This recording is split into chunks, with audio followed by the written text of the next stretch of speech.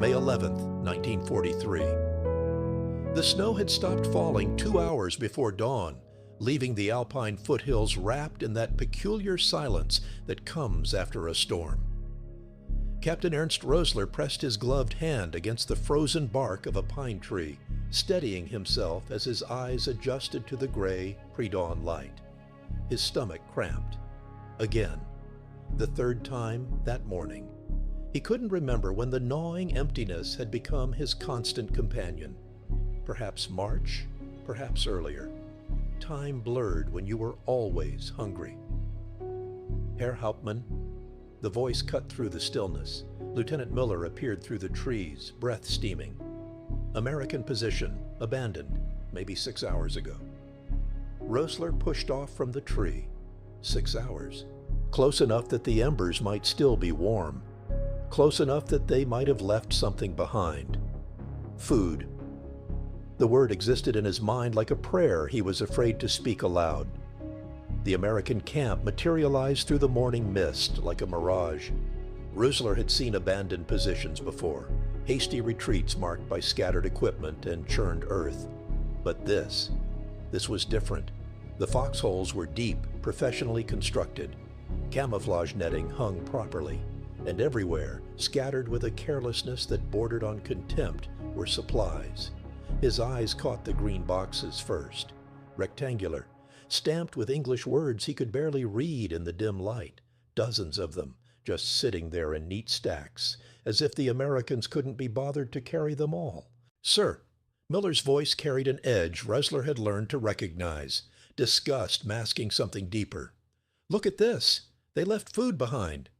Roessler approached the nearest stack. His fingers, stiff with cold even through the gloves, traced the embossed letters. U.S. Army. Field ration. The boxes were pristine, unmarked by mud or damage. Not scraps, not garbage. Whole rations, abandoned like trash. Pretty boxes for pretty soldiers. The words came from Sergeant Bauer, who had fought since Poland, whose hollow cheeks told the same story as Roessler's cramping stomach. While they run away, they can't even carry their own supplies. Weak. Soft. Laughter rippled through the small group of soldiers who had gathered.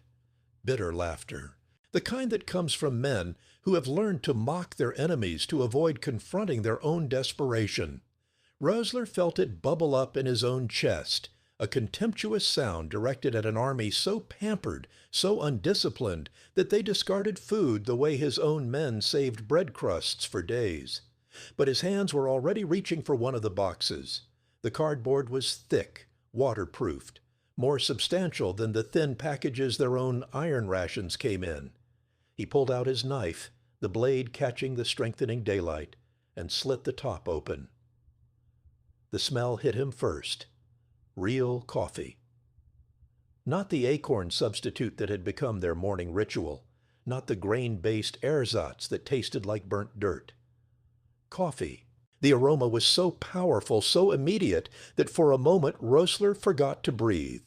His eyes closed involuntarily, memory flooding back. Berlin, 1938. His mother's kitchen, Sunday morning before church. The world before. His eyes snapped open. Around him the laughter had died. Every man was staring at the open box in his hands. Roessler's fingers moved mechanically, pulling out item after item. A can of meat, the label showing a cow, not the generic meat product of their own rations, crackers in a waxed paper sleeve, a small tin of cheese, and there, wrapped in brown paper, a bar of chocolate, actual chocolate, dark, solid, real. "Mein Gott," Miller whispered. The words hung in the air like an accusation. Roessler broke open the can of meat.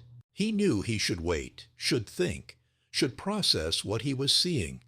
But hunger overrode thought. He pulled out a piece with his fingers and brought it to his mouth. Beef. Real beef. Not the fatty, gristled chunks they'd been receiving.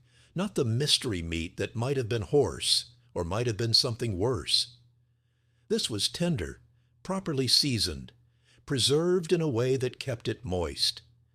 It dissolved on his tongue, and his stomach clenched so violently he nearly doubled over. He looked up. Every eye was fixed on him, waiting. "Open them," he heard himself say. "Open all of them." By the time the sun cleared the peaks, transforming the valley into a landscape of blinding white and sharp shadows, they had opened 17 boxes, 17 different variations, 17 complete meals, each one identical in its abundance. The soldiers sat in a rough circle, cans and packages spread before them like offerings at an altar they didn't know how to worship. Miller held up a small packet, turning it over in his hands. "Chewing gum," he read slowly, sounding out the English words. 4 sticks. They send chewing gum to the front line. "Cigarettes," Bauer added, his voice flat. 4 packs, matches, water purification tablets. He looked up, his expression unreadable. "They don't have to forage. They don't have to find water. They don't have to—" "Shut up." Roessler's command cracked like a whip. But he knew what Bauer had been about to say. They don't have to survive. They're equipped to fight. Roessler had been a soldier for 5 years. 5 years of campaigns that had taken him from Poland to France, from the Russian steppes to these alpine valleys.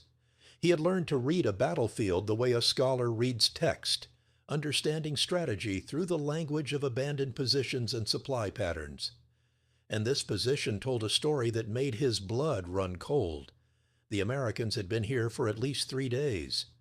He could tell from the depth of the foxholes, the establishment of the latrine system, the wear patterns on the ground. 3 days. And in 3 days they had consumed and discarded enough supplies to feed his entire company for a week. No more than that. 2 weeks. Maybe 3. He stood abruptly, walking to the edge of the clearing.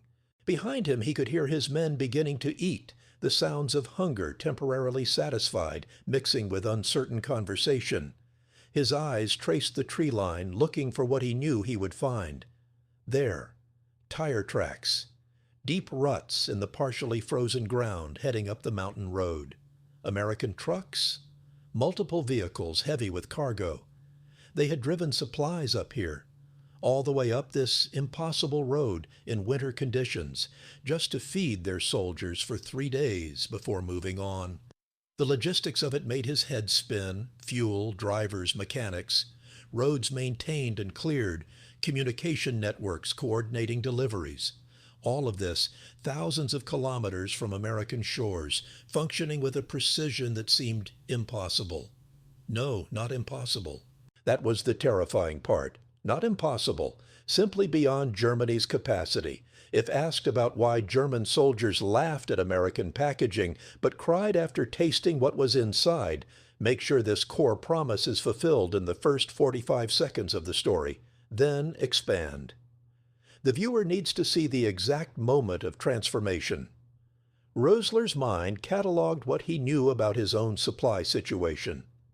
Their iron ration had been reduced 4 months ago, from 500 grams to 300.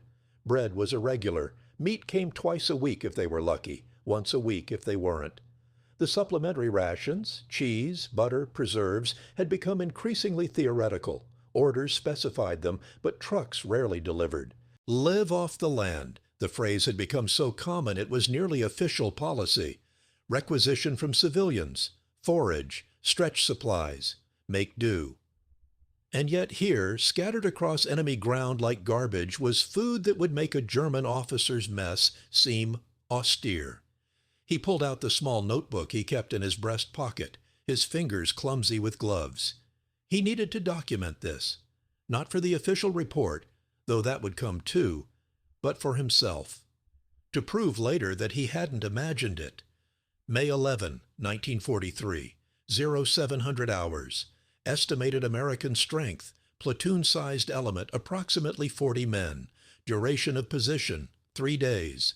Abandoned supplies, approximately 200 individual rations. Contents: meat, beef confirmed, bread products, cheese, instant coffee, chocolate, cigarettes, chewing gum, miscellaneous comfort items. His pencil paused over the page. How did you quantify what this meant? How did you translate abundance into military intelligence? Assessment, he continued writing. Enemy supply capacity far exceeds previous estimates. No evidence of shortages. Rations indicate caloric intake of approximately 3,000 calories per man per day. Quality suggests no compromise due to production limitations. 3,000 calories. His own men were receiving on good days perhaps 2,000. On bad days, and there were increasingly bad days, significantly less. Herr Hauptmann, Miller had approached quietly. He held out an opened can, offering it. "You should eat more. You've barely touched anything." Roessler took the can mechanically, pork and beans. He stared at it, this simple American meal, and felt something crack inside his chest. Not his ribs, not his heart. Something less tangible but more fundamental, his certainty. He had been raised on stories of German superiority, discipline over decadence, spirit over materialism, a lean, hard army that would triumph through will and character against soft, wealthy democracies that had forgotten how to sacrifice. 5 years of war had been fought on the foundation of these beliefs. And yet, the army that could afford to leave 200 rations behind, carelessly abandoned because they were moving too fast to carry them all, was the same army that was pushing his forces back across Italy, meter by meter, day by day. The same army that had landed in North Africa and was grinding through German defenses with methodical, machine-like precision. "Sir," Miller's voice held concern now. How old are you, Lieutenant?" Roessler asked abruptly. 23, sir." "And when did you last eat chocolate? Real chocolate, not the synthetic sweetened fat they've been sending us." Miller thought for a moment. 1941, maybe 40. My sister's birthday, before the rationing got severe. 3 years ago." Roessler looked down at the American chocolate bar in his hand, still wrapped in its brown paper. "The Americans are eating chocolate in frontline foxholes. Right now, today. And we haven't tasted real chocolate in 3 years. The observation hung between them, too enormous to acknowledge directly. And if this fact surprised you as much as it shocked him, the sheer scale of the disparity, then what comes next will explain why this moment changed everything. Keep watching. By midday, Roessler had compiled a complete inventory. It had become an obsession, this cataloging of American plenty, perhaps because numbers felt safe, concrete, less terrifying than the implications they represented.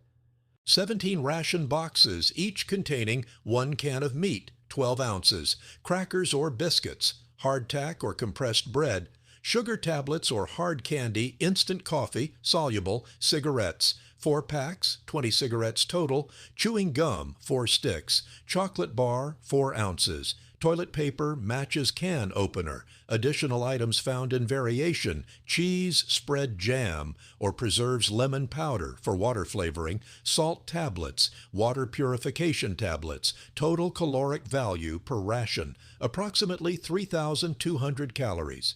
But it wasn't just the calories that shook him. It was the system the rations represented. Someone had thought about toilet paper. Someone had included water purification tablets because American soldiers wouldn't be expected to drink whatever they found. Someone had added lemon powder, not for nutrition, but for morale, for taste, for the simple psychological benefit of making bad water more palatable. This wasn't an army making do. This was an army designed never to suffer needlessly. Roessler thought about the Russian front, about watching men weaken from dysentery because they had no choice but to drink contaminated water, about frostbite and trench foot becoming epidemic because supply trucks couldn't reach forward positions, about the gradual grinding attrition of bodies that were never quite fed enough, never quite rested enough, never quite equipped enough. The Americans had designed a system to prevent that attrition. They're manufacturing these. Bauer's voice broke into his thoughts. The sergeant held up an empty ration box, examining the printing on the cardboard. "Look at the markings, batch numbers, production dates. This one says manufactured in January, 1943. 2 months ago, someone in America was making this specific box, knowing it would end up here. January? While German factories were being bombed, while production priorities shifted weekly, while ersatz materials replaced real ones across the entire economy, American factories had been stamping out millions of individual rations, each one identical, each one containing real meat, real coffee, real chocolate. "How many soldiers do they have?" Miller asked quietly. "If they're all eating like this?" Roessler knew the intelligence estimates. American forces in theater, approximately 300,000 men, growing monthly. American forces worldwide, over 8 million, mobilizing more every day. If every single one of those men was receiving rations like these. His mind stuttered over the mathematics. 8 million men, 3,000 calories each, 7 days a week. The industrial capacity required was beyond anything Germany could achieve. It was beyond anything he had imagined any nation could achieve. "It's not just food," he said aloud, though he was really talking to himself. "It's everything. If they can manage logistics like this for food, what does their ammunition supply look like? Their fuel? Their replacement vehicles?" No one answered. They didn't need to. The answer was written in every abandoned supply dump they encountered, every captured position that revealed the scale of American material superiority. Germany was fighting with the output of a handful of factories, carefully rationed and stretched across multiple fronts. America was fighting with the output of an entire continent, a productive capacity so vast that it could afford waste. The chocolate tasted bitter now. Not because of its flavor, that remained perfect, creamy, real, but because of what it represented. Every bite was a reminder that they were fighting a nation that could afford to send luxuries to the front line, while Germany struggled to send necessities. The sky had cleared by afternoon, revealing the sharp white peaks of the Alps, stretching endlessly in every direction. Beautiful, indifferent. Roessler stood alone at the edge of the abandoned American position, watching the valley below where smoke from their own encampment rose in thin gray columns. His company was down there. 118 men, down from the 162 he'd started with in February. Not all casualties from combat. Disease took some. Malnutrition-related illness took others. Just last week, Private Hoffman had collapsed during a routine march. Heart failure, the medic said, though everyone knew it was really just exhaustion and hunger compounded over months. How many American soldiers collapsed from malnutrition? He suspected the answer was 0. The sound of footsteps crunched through the snow behind him. Miller again, persistent in that way young officers had when they sensed their commander was troubled. "We need to move out soon, sir. The men have. They've been discussing things." "What things?" "The rations." "What they mean." "Some of them are saying—" Miller hesitated. "They're saying maybe we're on the wrong side." Roessler turned slowly. "Watch your words, Lieutenant. I'm not saying it, sir. I'm reporting what the men are thinking." And honestly, Miller's voice dropped. "Can you blame them? When was the last time they ate like they ate today? When was the last time any of us did?" The answer was never. That was the gutting truth.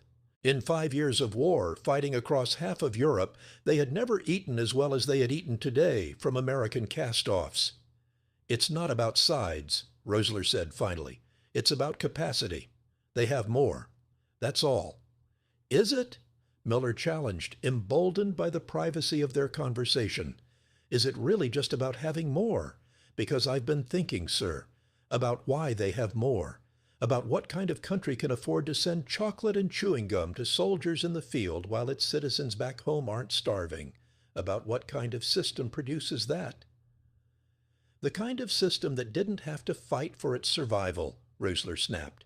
"The kind insulated by 2 oceans, untouched by bombing, free to convert its entire industrial base without threat.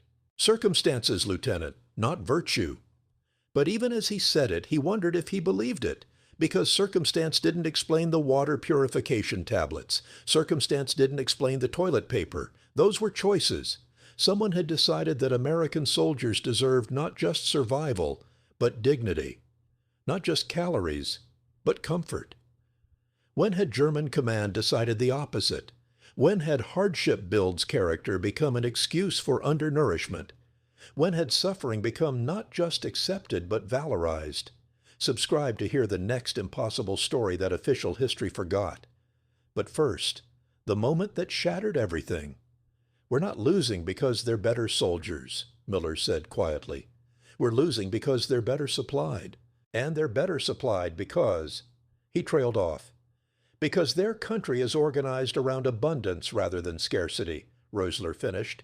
"Because they believe their soldiers deserve the best their nation can provide, and their nation can provide more than we can imagine. Because somewhere in Detroit or Chicago, factories are running 3 shifts producing rations, and no one is bombing them, and workers are being paid enough to buy their own food, and the entire system just works." He thought about the Germany he'd left behind. Ration cards determining what you could buy, if the stores had anything to sell. Ersatz, everything. Ersatz coffee, ersatz rubber, ersatz wool. Women collecting scraps of metal for the war effort. Children going to bed, hungry. An entire nation organized around deprivation, around sacrifice, around the idea that suffering was noble. And what had it produced? An army that mocked American rations as evidence of weakness right up until they tasted them and realized they were eating better as prisoners than they had as free men. "What will you put in your report, sir?" Miller asked. Roessler pulled out his notebook again. The pages were filled with careful observations, caloric calculations, inventory lists, data, facts. The evidence of a disparity so enormous that acknowledging it felt treasonous. But he was an intelligence officer. His duty was truth, however uncomfortable. "The truth," he said, "that we encountered abandoned American supply positions, that the quantity and quality of supplies far exceeds our operational estimates, that enemy logistics capabilities indicate industrial capacity significantly beyond our own, that—" he paused, pen hovering over paper, "that our soldiers' morale may be affected by direct comparison of supply situations." It was the mildest possible way to say we are being outfought because we are being outfed, and everyone is starting to realize it. Will it make a difference? Miller's question was almost wistful. "No," Roessler admitted. "The High Command doesn't want to hear that we're losing because American factories are more productive than German willpower. They want to hear about tactics, about leadership, about spirit. Not about," he gestured toward the scattered ration boxes, "not about chocolate." But chocolate was the truth. The chocolate, the coffee, the chewing gum, these trivial luxuries were symptoms of a fundamental difference in approach. Germany had organized for war by asking its people to sacrifice everything. America had organized for war by mobilizing everything to support its people, and Germany's approach was failing. July 15th, 1943. 2 months later. Roessler's company had retreated another 80 kilometers, yielding ground to American advances that felt less like battles and more like an inevitable tide. They were dug in outside of a nameless village, waiting for supplies that were 4 days overdue. The iron ration had been reduced again. 250 grams now. Barely enough to sustain a man in garrison, utterly insufficient for active combat. Roessler's uniform hung loose on his frame. He'd lost 14 kilos since May. Most of his men had lost more. "Sir, American position ahead. They've pulled back." Roessler felt his pulse quicken despite himself. The Pavlovian response of a starving man. American retreat meant abandoned supplies, meant possibly food, real food, not the thin soup and hard bread they'd been surviving on. They approached cautiously, professionally, though everyone knew what they were really hoping to find. And there they were. Green boxes. Fewer this time. The Americans had learned to be more efficient, but still present, still abundant by German standards. No one laughed. Not this time.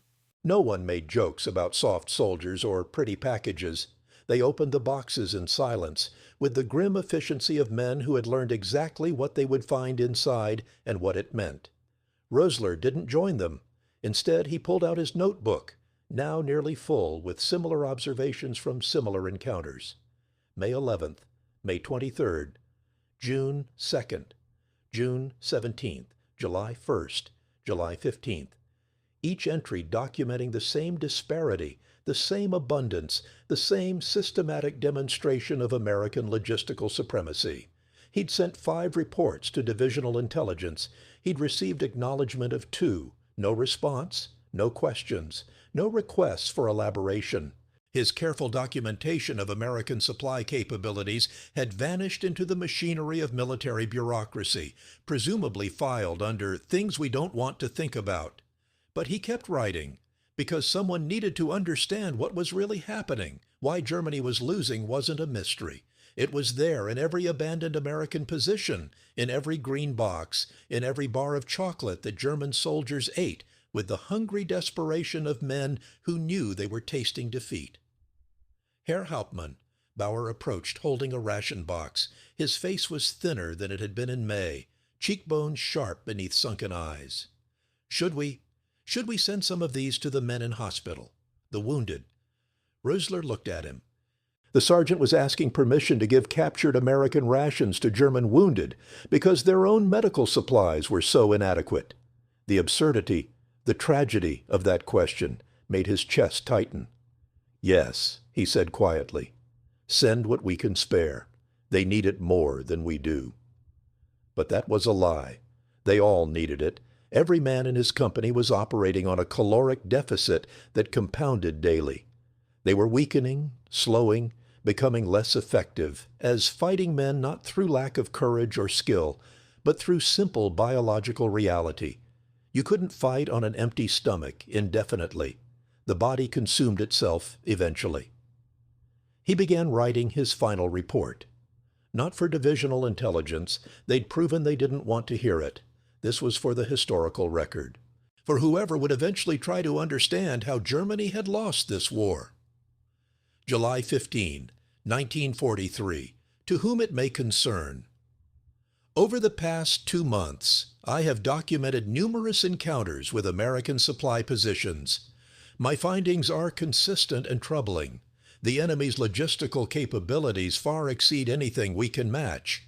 This is not a tactical advantage. This is systematic, organizational, and industrial superiority operating at a scale we cannot counter. The implications are clear. We are not losing because our soldiers lack courage or our officers lack skill. We are losing because we are fighting an enemy whose productive capacity is so vast that they can afford luxuries while we struggle with necessities. Their soldiers in combat eat better than our officers in garrison. They waste more than we can produce. But beyond the material disparity lies a more fundamental difference. The American military system is designed around abundance and support. Ours is designed around scarcity and sacrifice. We have been told that hardship builds character, that deprivation strengthens will. Perhaps. But it also weakens bodies, lowers morale, and ultimately loses wars. The chocolate bar I hold in my hand as I write this, captured from an enemy position, represents more than mere calories. It represents a philosophy of warfare we cannot match. It says, our soldiers deserve the best we can provide, and we can provide abundance. Our chocolate says, make do with less and call it virtue. I do not know if this report will reach anyone who can act on it. Perhaps it doesn't matter. The course of this war may already be determined by factors beyond strategy or will. Perhaps it was always going to be determined by factories in Detroit and Chicago, producing rations by the millions while our own factories struggle under bombardment and shortages.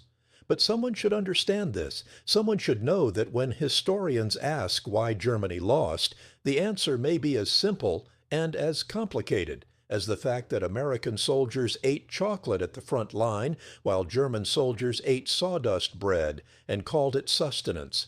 Respectfully submitted, Hauptmann Ernst Roessler, July 15, 1943. He folded the pages and sealed them in his personal effects bag. They would never be sent officially. But perhaps someday someone would find them. Someone would understand. Behind him, his men had finished with the rations. They sat quietly, eating with the focused intensity of the desperately hungry, knowing this might be the only real meal they got for days. Knowing that tomorrow they would go back to their inadequate rations and pretend it was enough. knowing that somewhere American soldiers were eating just as well as they were right now, but as a matter of routine rather than captured fortune. The sun was setting behind the mountains, painting the sky in shades of orange and red that seemed almost obscene in their beauty. Roessler watched the light fade and thought about the long retreat ahead, about how many more green boxes they might find, about how each one would be a small reprieve and a large reminder of everything they couldn't match. The war would go on. They would keep fighting because that's what soldiers did. But something had broken in May, that first morning when laughter had turned to silence. Some understanding had shifted. The propaganda had always said they were fighting soft, decadent enemies who would crumble under German will and discipline. But the soft, decadent enemies ate chocolate and won battles. And the hard, disciplined Germans ate sawdust and retreated. Perhaps, Roessler thought, that should have told them something all along. The war ended, as all wars do.